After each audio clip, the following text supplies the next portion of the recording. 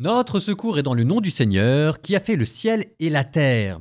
Alors, maintenant que les gentils ont le pouvoir, si je puis dire, qu'est-ce qui va se passer? C'est le moment où tout va se jouer. Deuxième livre des rois, chapitre 12 et chapitre 13. Au cours de ces deux chapitres, il sera question des deux rois qui héritent de cette réforme religieuse. Chapitre 12, on parlera de cette réforme religieuse dans le sud, au Juda, avec le roi Joas, dont on a vu comment il était parvenu au trône. Et ensuite, on retournera à chapitre 13 au nord, avec Joachaz, le fils de Jéhou. Et on verra comment est-ce que lui aussi, il s'en sort. On se retrouve après la lecture pour faire le bilan.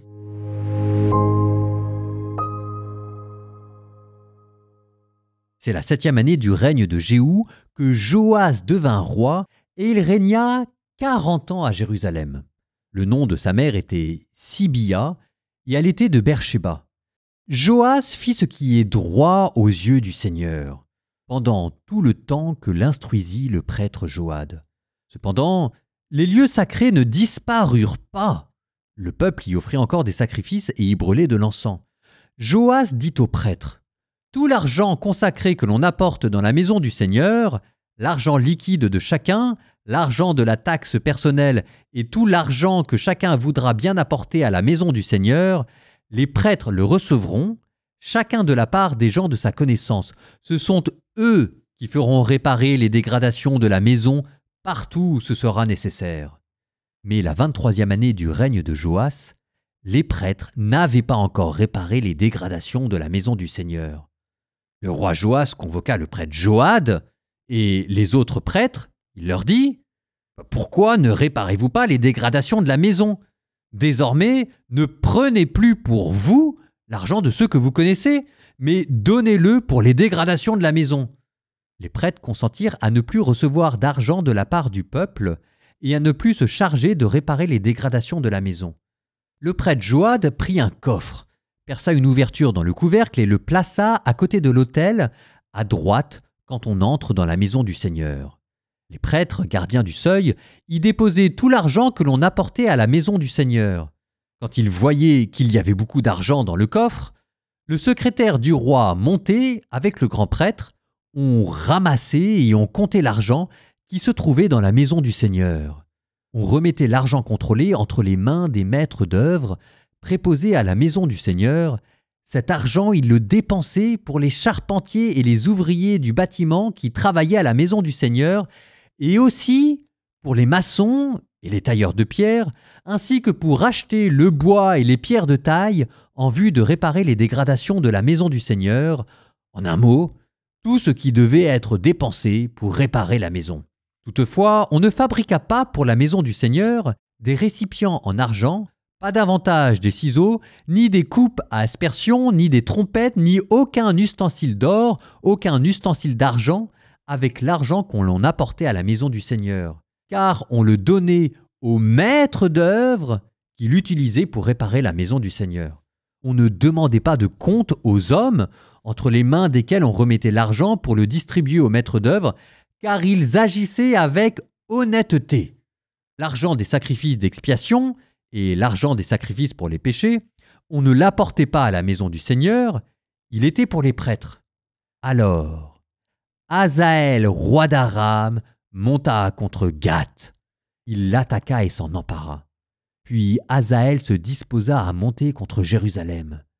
Joas, roi de Juda, prit tous les objets consacrés, ceux qu'avaient consacrés Josaphat, Joram et Ocosias ses pères, les rois de Juda, et ceux qu'il avait lui-même consacrés, ainsi que tout l'or qui se trouvait dans les trésors de la maison du Seigneur et de la maison du roi. Il envoya le tout à Hazaël, roi d'Aram, et celui-ci renonça à monter contre Jérusalem. Le reste des actions de Joas et tout ce qu'il a fait, cela n'est-il pas écrit dans le livre des annales des rois de Juda? Ses serviteurs se soulevèrent. Ils tramèrent un complot et frappèrent Joas à Beth-Milo alors qu'il descenda vers Silla. Josacar, fils de Chiméat, et Jehozabad, fils de Shomer, ses serviteurs, le frappèrent et il mourut.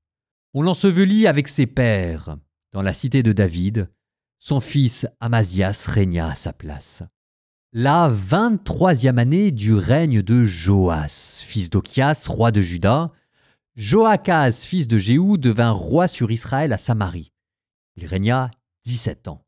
Il fit ce qui est mal aux yeux du Seigneur. Il imita les péchés que Jéroboam, fils de Nébat, avait fait commettre à Israël. Il ne s'en écarta pas.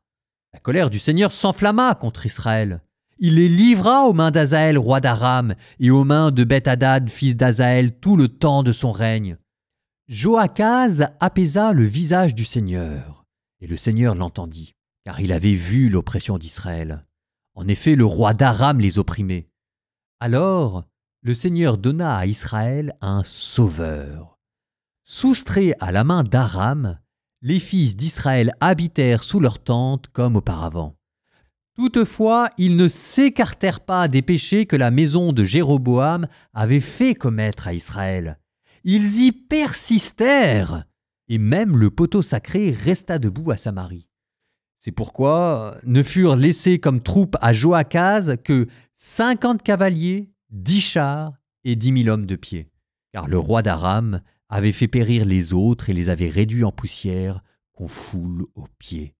Le reste des actions de Joachaz et tout ce qu'il a fait, ainsi que sa bravoure, cela n'est-il pas écrit dans le livre des annales des rois d'Israël?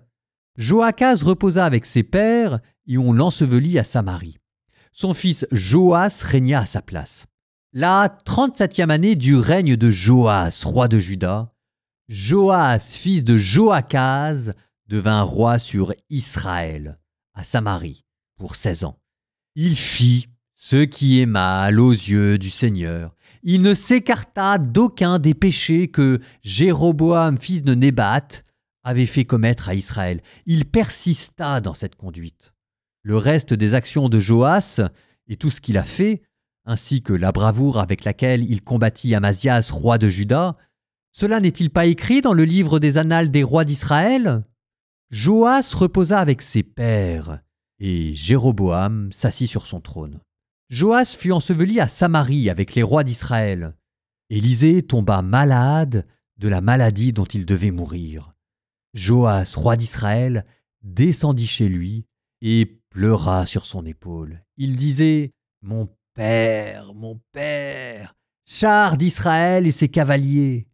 Élisée lui dit « Prends un arc et des flèches. » Et il prit un arc et des flèches.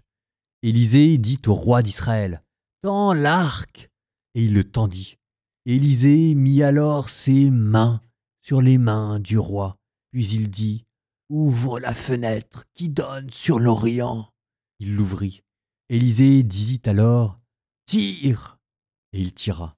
Élisée prononça « Flèche de victoire pour le Seigneur, flèche de victoire contre Aram.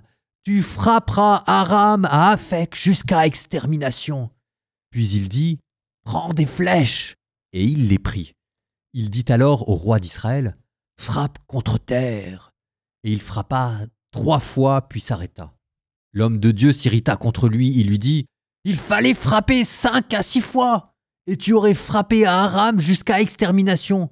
Mais maintenant, tu ne le frapperas que 3 fois. » Élisée mourut, et on l'ensevelit. Or, chaque année, des bandes venant de Moab pénétraient dans la région.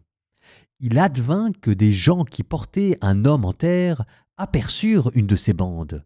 Ils jetèrent l'homme dans la tombe d'Élisée et partirent. L'homme toucha les ossements d'Élisée, il reprit vie et se dressa sur ses pieds. Hazaël, roi d'Aram, avait opprimé les Israélites tout le temps de Joachaz. Mais le Seigneur fit grâce aux yeux d'Israël et les prit en pitié. Il se tourna vers eux à cause de son alliance avec Abraham, Isaac et Jacob.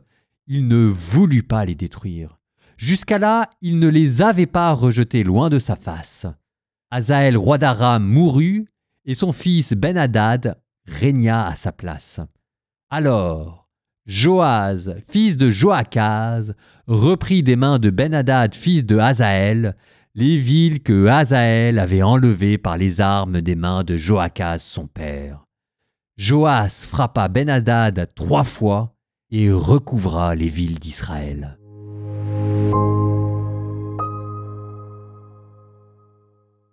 Bilan mitigé, hein.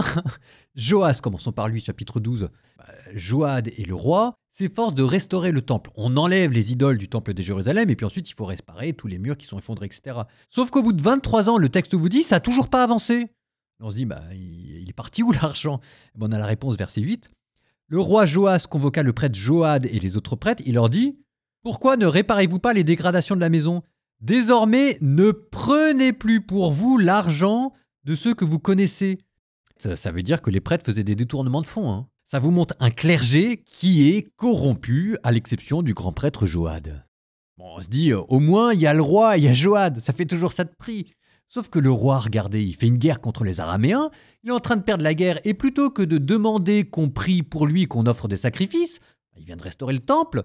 Tout de suite, son premier réflexe, c'est pas de consulter le prêtre ou le prophète, c'est de piller le temple pour enlever les richesses qu'il vient d'y mettre à l'intérieur et les offrir au roi d'Aram. Ah, c'était bien la peine de le restaurer, ce temple. Hein. Et puis finalement, Joas meurt d'une conspiration. C'est pas très bien. Dans le livre des Chroniques, on vous présentera le roi Joas comme étant paranoïaque à la fin de sa vie. Bref, la réforme religieuse qui a démarré à grands coups de fanfare dans le sud, manifestement, il faut en prendre, il faut en laisser. Hein. Alors, du coup, allons voir au nord. Est-ce que c'est mieux? Bon, au nord, on apprend quoi? On apprend qu'à Samarie, qui est quand même la capitale du royaume du Nord, il y a un poteau sacré qui est resté pour le culte d'Achéra. Verset 6. Toutefois, ils ne s'écartèrent pas des péchés que la maison de Jéroboam avait fait commettre à Israël, sanctuaire de Dan et de Bethel. Ils y persistèrent, le veau sacré, et même le poteau sacré resta debout à Samarie. On vient de vous expliquer que Jéhou avait fait une réforme religieuse pour chasser le culte du dieu Baal et rétablir le culte du dieu Yahvé. Alors on pourrait quand même espérer qu'à Samarie, la grande capitale, il y ait autre chose comme monument religieux principal qu'un poteau païen pour Achéra. Sachant qu'un poteau, c'est probablement un symbole phallique et que Achéra, c'est probablement la déesse parèdre du Yahvé. Ensuite, on apprend qu'il y a une guerre avec Juda qui arrive. On aurait quand même pu espérer que la réforme religieuse conjointe des deux royaumes finisse par les rabibocher. C'est le contraire qui se passe. Et on termine avec une anecdote bizarre avec Élisée. C'est la dernière fois qu'on voit non seulement Élisée, mais un prophète. On vous dit qu'Élisée est malade et qu'il va mourir. Un prophète, c'est pas malade. Quand on vous dit qu'Élisée est malade, ça veut dire que la réforme religieuse qu'il a instaurée est malade. Et alors il y a cette histoire avec les flèches qu'il faut frapper par terre.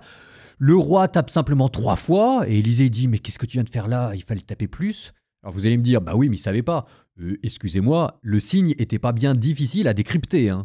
Et Élisée meurt.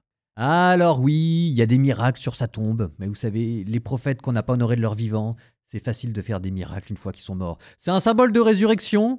En attendant, ça n'empêchera pas l'exil, hein, cette affaire. Et c'est ainsi que s'achève le cycle d'Élisée. On n'entendra plus parler des prophètes, ils auront disparu. Est-ce que c'est en bonne part parce que le mouvement prophétique initié par Élie et Élisée a abouti et que maintenant ils sont écoutés à la cour des rois? Ou au contraire parce que ce à quoi ils ont abouti est tellement décevant que ça vaut plus trop la peine d'en parler? Bon, j'étais un peu long, mais je pense que ça valait le coup parce que c'est le moment crucial du deuxième livre des rois. Je ressors mon joker, les psaumes seront à la fin du deuxième épisode.